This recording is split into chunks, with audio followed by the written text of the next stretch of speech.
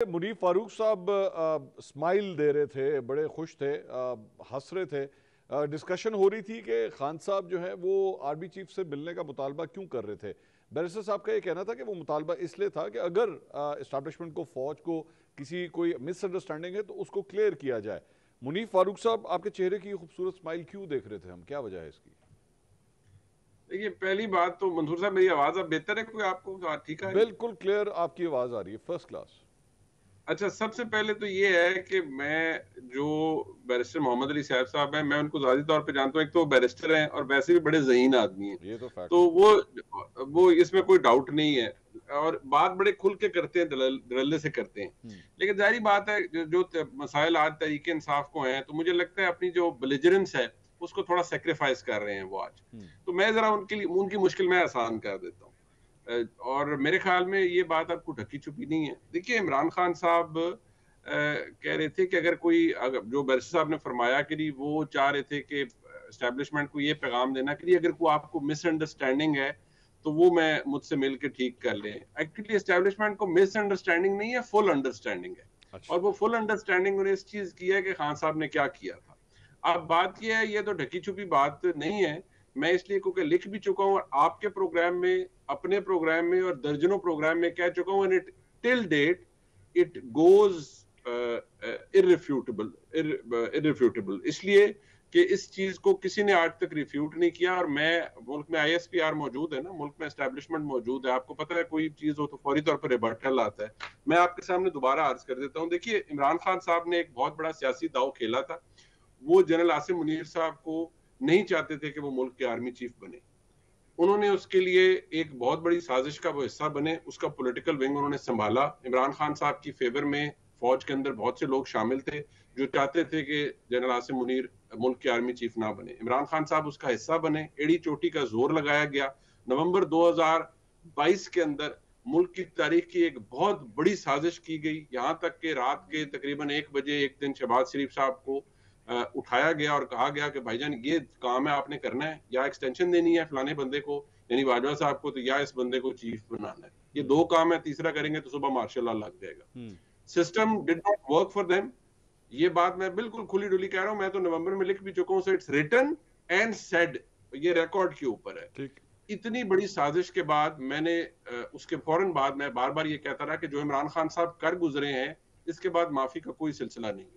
फिर उनके खाते में 9 मई पड़ गया। अब ये किसी को नहीं पता था 9 मई क्या होना है और कैसे होना है, ये तो अल्लाह को पता था क्या होना है। लेकिन मुझे ये पता था जो इमरान खान साहब कर गुजरे हैं उसके बाद माफी का तो कोई चांस नहीं है।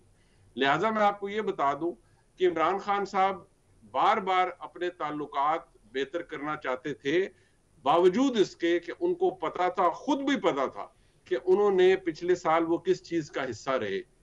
मुझे इस बात से फर्क नहीं पड़ता कि साहब भाई इसको माने ना माने, कहीं ये बिल्कुल गलत है। ये बात ऐसी है जो कि मैं आपके प्रोग्राम में, और आपका बड़ा क्रेडिबल प्रोग्राम है, आप एक बहुत बड़े साफी हैं, ये मैं ऑन एयर ये बात कर रहा हूं कि इमरान खान साहब इसका हिस्सा थे और ये बात किसी से ढकी छुपी नहीं है।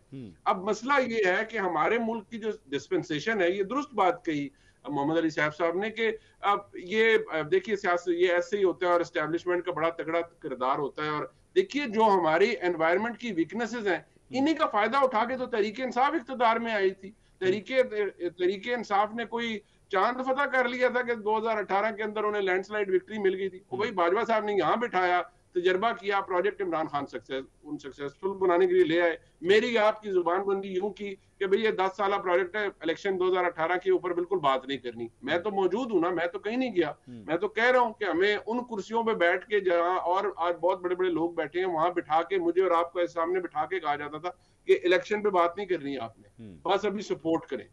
जब वक्त गुजर गया, उसके बाद कहा यार ये इतने नालायक हैं, बस हमारे ऊपर बात नहीं आनी चाहिए, इनकी जो ऐसी तैसी आप करने करें। फिर एक वक्त आया, बताया गया कि जी ये प्रोजेक्ट ही वाइंड अप हो रहा है। उसमें तो कोई ढकी छुपी नहीं थी। वही एस्टेब्लिशमेंट जो इमरान खान साहब को लेकर आई, उसी ने इमरान खान साहब को चलता कर दिया। वही एस्टेब्लिशमेंट PDM को ले आई। आज जी जी आप कर लें, क्लोज करें, फिर मैं आगे जाता हूँ। तो हमें ये जो वीकनेसेस है ना, आज कोई लाडला, कल कोई और लाडला, परसों को और लाडला, वो लाडले बनने का सारों को शौक है। With due respect Mansoor Ali Khan sahab, लाडले बनने का सारों को शौक है। मसला ये है कि इसका प्रॉब्लम हमारे मुल्क की तारीख से है। हमारे मुल्क में कैटलिस्ट ऑफ चेंज सियासतदान नहीं रहा।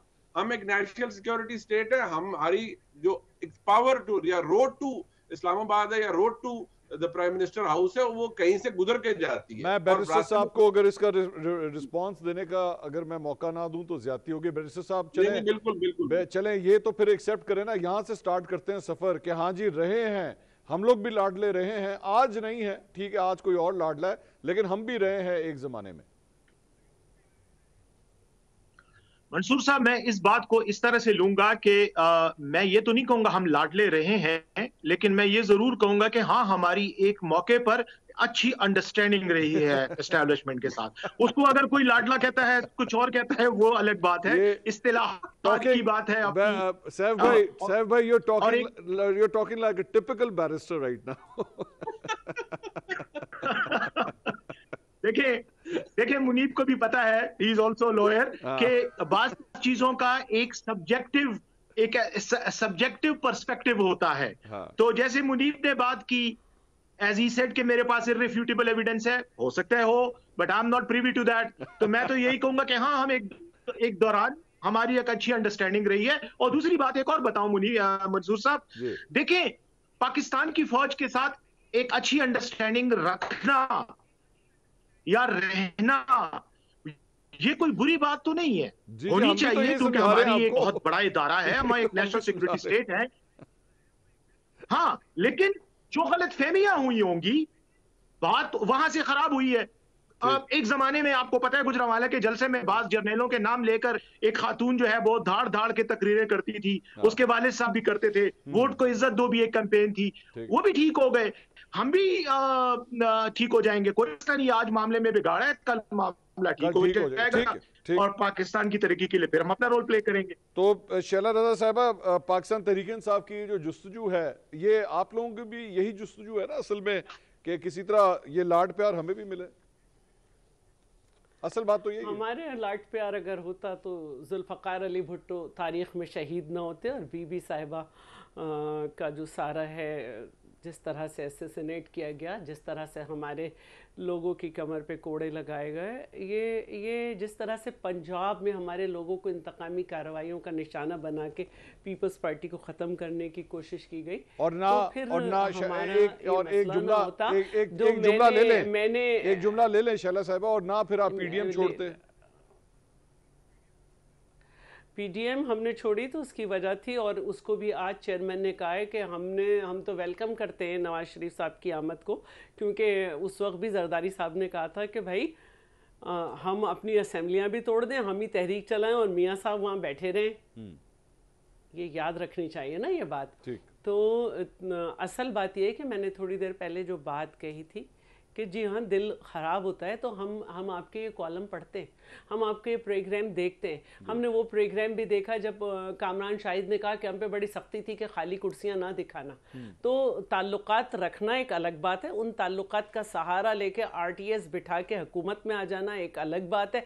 एक भी बिल पास कराने के लिए सबको फ़ोन कराना अलग बात है। अपनी हुकूमत को चलाने के लिए चाहे कोई मर्द हो या औरत हो, उस पर झूठे मुकदमात बनाकर उन्हें जेलों में डालना अलग बात है। सियासतदान से मैं बात नहीं करूंगा, ये भी अलग बात है।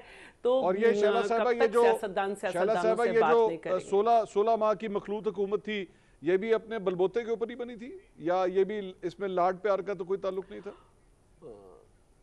देखिए, एक अगर प्रोजेक्ट फेल हो रहा है और जो लाए हैं वो प्रोजेक्ट कह रहे हैं कि फेल हो रहा है, और पूरी दुनिया में आपकी क्रेडिबिलिटी को चैलेंज है, तो तरीका तो उसमें आईनी इख्तियार किया गया है। अच्छा कि मोशन ऑफ नो कॉन्फिडेंस पेश की गई, तरीका तो उसमें आईनी इख्तियार किया गया है।